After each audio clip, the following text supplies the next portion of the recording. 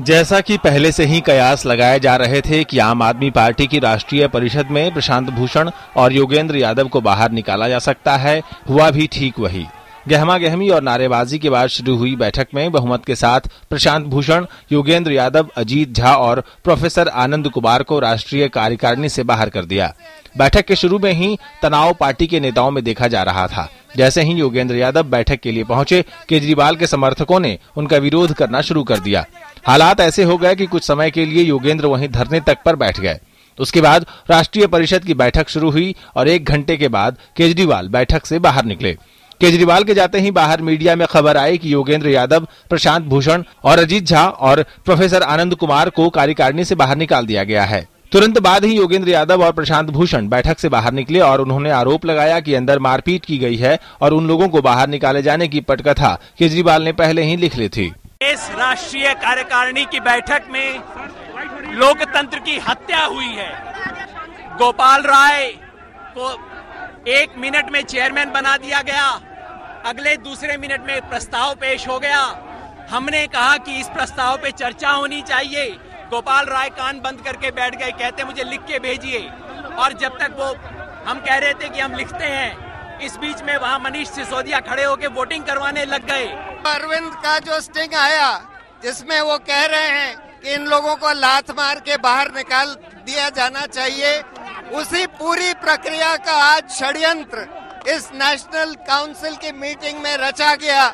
वहीं आम आदमी पार्टी का कहना है कि सभी लोगों को एक नियत प्रक्रिया के तहत निकाला गया है और राष्ट्रीय परिषद के अधिकांश सदस्यों ने इन लोगों को निकालने के प्रस्ताव पर मुहर लगाई है। आपका कहना था कि इन लोगों ने पार्टी को कमजोर किया और अरविंद केजरीवाल को राष्ट्रीय संयोजक के पद से हटाने की साजिश की। केजरीवाल के जाने के बाद गोपाल राय ने बैठक की अध्यक्षता शुरू की और मनीष सिसोदिया ने इन लोगों को निकालने के लिए प्रस्ताव पेश किया। प्रशांत और योगेंद्र यादव का ये भी कहना था कि कुछ ही मिनटों में प्रस्ताव पेश किया गया और पारित कर दिया गया। उन्हें बोलने का मौका तक नहीं दिया गया।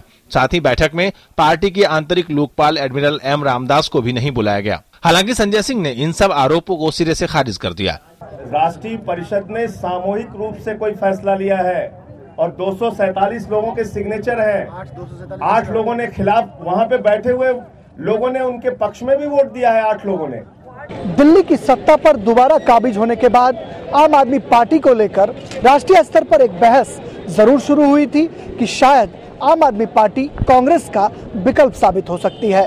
लेकिन योगेंद्र यादव और प्रशांत भूषण के सवाल पर पार्टी के अंदर, पार्टी के आंतरिक लोकतंत्र पर जो सवाल लगे हैं, ऐसे में उन लोगों को जरूर निराशा हाथ लगी होगी जो कांग्रेस के विकल्प के रूप में आम आदमी पार्टी को देख रहे थे। कापसहेड़ा से लौटकर योगेंद्र यादव और प्रशांत भूषण प्रेस क्लब में मीडिया से मुखातिब हुए और कहा कि आज राष्ट्रीय परिषद की बैठक में लोकतंत्र का गला घोटा गया और दूसरे गुट को बोलने तक नहीं दिया गया। ना तो हम वोटिंग और नॉन वोटिंग मेंबर्स में फर्क करेंगे, ना हम चर्चा होने देंगे, ना हम कायदे से वोट में काउंट होने देंगे, ना हम सीक्रेट वोट होने देंगे। तो फिर हमने कहा कि बस ये देख लिया प्रशासन हमने, तो हम बाहर आ गए।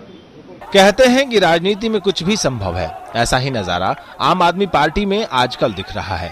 पहले जन आंदोलन करना, फिर युवाओं को उससे जोड़ना और उसके बाद राजनीतिक मंच पर तेजी से उभार। इन सब के बाद अब आम आदमी पार्टी दिल्ली में सत्ता में है, लेकिन पार्टी में जारी ये राजनीतिक नूरा कुश्ती जनता को हैरान कर रही है।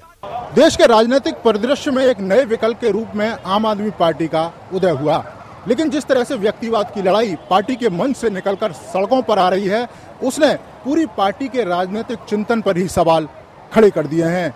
किसी व्यक्ति के आने और बाहर जाने से भले ही पार्टी के राजनीतिक अस्तित्व पर कोई असर नहीं पड़ता हो, लेकिन जिस उम्मीद और आस के साथ जनता ने आम आदमी पार्टी का सपोर्ट किया था, वो उम्मीद और आस धूमिल जरूर हुई है।